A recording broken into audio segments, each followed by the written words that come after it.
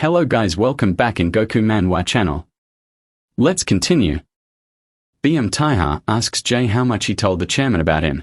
He watches Jay with a furious, sharp expression, clearly trying to figure out how much Jay had been hiding. Jay looks back, taken aback by the question, and asks since when Taiha had known anything. Taiha says it has been a while. Hearing this, Jay becomes frustrated and lets out his irritation, saying that Taiha completely played him.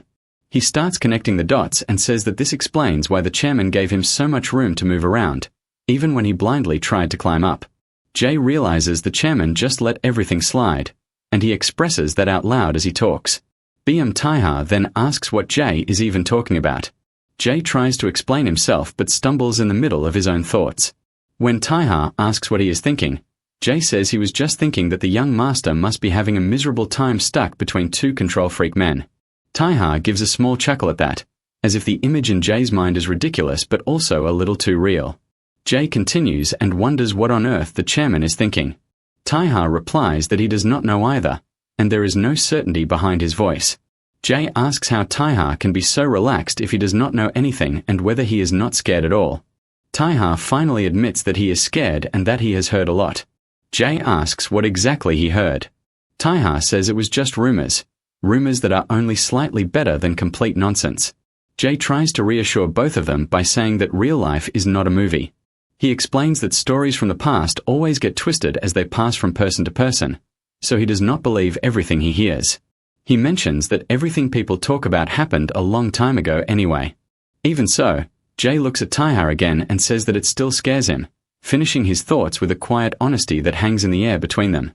BM Taiha looked strangely relaxed, yet there was a sharpness beneath his expression that never faded for even a second. He carried himself like someone who constantly had to balance between calmness and alertness. Even when he stood still, he seemed to be walking a tight line beside a man who carried the same expression, a man who looked like he could do anything he wanted without hesitation. That presence made the air feel heavy, and Taiha's steady posture was the only thing keeping the atmosphere from tipping over. Jay eventually broke the silence. He told Taiha that he was grateful for everything he had done, especially for trying so hard to cover for him despite the risks. Taiha didn't respond with words. Instead, he gave Jay a firm, rough nudge that was half a shove, half a reassuring gesture, the kind of thing only someone familiar and trusted would dare to give. Jay let out a small breath and said that Taiha must have realized he had been keeping some distance for a while. Taiha understood, and even without saying anything directly, Jay could feel that Taiha was genuinely thankful that Jay knew everything that was happening and still chose to protect him. A voice from nearby commented on them, almost amused, almost curious. The person said that the man standing farther away had doom written all over his face, but Taiha looked as if heaven itself had painted his features. The remark shifted toward Taiha as the person asked where he was from. Taiha didn't hesitate. He took one look at the man's build and said that judging from the shape of his body, he probably couldn't fight. Then he asked if the man was sure he didn't want to come over to their side, as if the invitation was casual but meaningful at the same time. Before the man could respond properly, someone from a distance shouted for him. They demanded to know what he was doing and told him to hurry because something important was happening. The man called back that he was coming and not to worry. As he started moving away, someone else warned him to take care on his way through the parking lot. The man gave Taiha one last look. Taiha returned the glance with that same steady, unreadable expression he carried from the beginning. After a short pause, Taiha said that if the man stayed in this line of work, their paths would cross again sooner or later. There was no threat in the words, no friendliness either, just a simple truth stated clearly, like a closing line to a moment neither of them expected but both silently acknowledged. Hiso suddenly appeared and called out BM Taiha's name, her voice sharp and worried, as if she had been searching for him for a while. Taiha looked like he had completely lost his mind for a moment, frozen in place by the sound of her voice. Before the moment could settle, the scene shifted sharply. A purse slammed into the sofa with a loud, frustrated thud. Two girls came into the frame, moving around the room with noisy energy. They were talking to her, insisting that she should say hi and at least try to get along with some guy she had never even seen before. One of the girls asked what anyone could do if the guy turned out to be a complete psycho. Her friend responded with no hesitation, telling her that if she didn't like him, she should just back off, because she herself was more than ready to go after him instead. She announced she was totally interested and had no problem sharing. She even said she was a fan of BM Taiha, as if that explained everything. The other friend asked why she hated the guy so much even though she had never seen him. She answered that she didn't need to see him at all.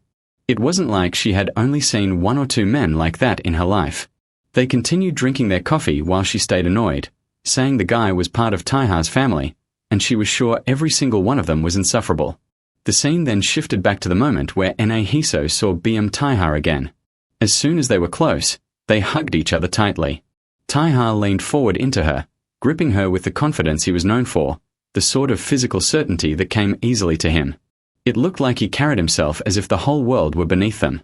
Hiso wrapped her arms around his back firmly, acting with the same reckless boldness, the kind of behavior that made it seem like they believed women were a joke and the rest of the world existed only under their heels. Their kiss followed, deep and forceful, full of passion and intensity. Anyone watching would understand immediately why people said that a man like him was the type who could make someone lose their appetite just by existing in the same space. They held each other for a long time, refusing to let go. Hiso called his name, BM Taiha, her voice soft but breathless. She held onto him so tightly that she finally complained she couldn't breathe. They stayed close, almost pressed into each other. Taiha said it would be hard for him to reply today, but he would still try to check whenever he had a spare moment. Hiso looked up at him, searching his expression. He asked her to continue texting him anyway. She asked if he was really that busy. He said he wasn't exactly busy, more like a dog being dragged around on a leash by its owner. So she shouldn't act like she was really hurt by his slow replies. He placed both hands gently around her neck, guiding her face upward so she had no choice but to look directly at him. The closeness, the weight of his presence, and the quiet intensity between them filled the entire moment.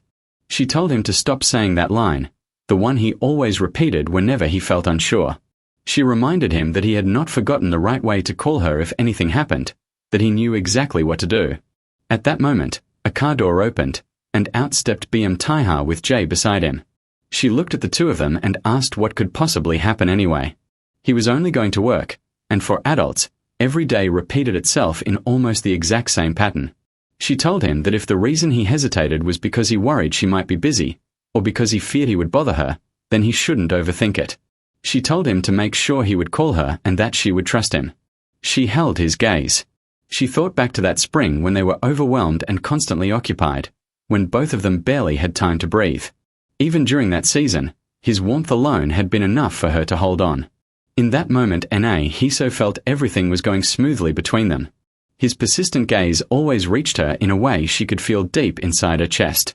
She believed that the delicate distance between her, Taiha, and Buriam was manageable enough, stable enough not to break apart.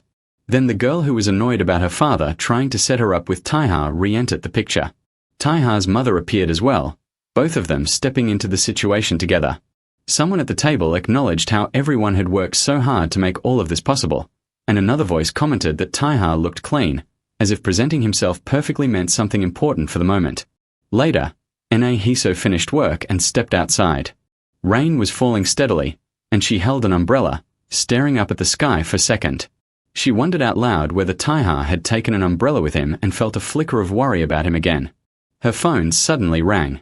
She answered, and from the other side came a familiar voice, introducing herself as Hiso's earlier acquaintance, the older woman who had spoken to her before. The woman reminded Hiso that she had once said she was desperate to find a job. She explained that she had found a really good position with great hourly pay and very easy work, and that a spot had opened unexpectedly. She said the workplace had been scrambling to hide someone else in the spot, but she had stopped them and told them she knew someone perfect. She mentioned she had somehow gotten close with the boss there and felt grateful for everything Hiso had done for her. She emphasized again that she was only doing this because it was for Hiso, and then she asked whether Hiso wanted to give it a try. As she spoke, the teddy, the same one from before, remained exactly where it had been, unchanged, watching the moment quietly from its place in the room.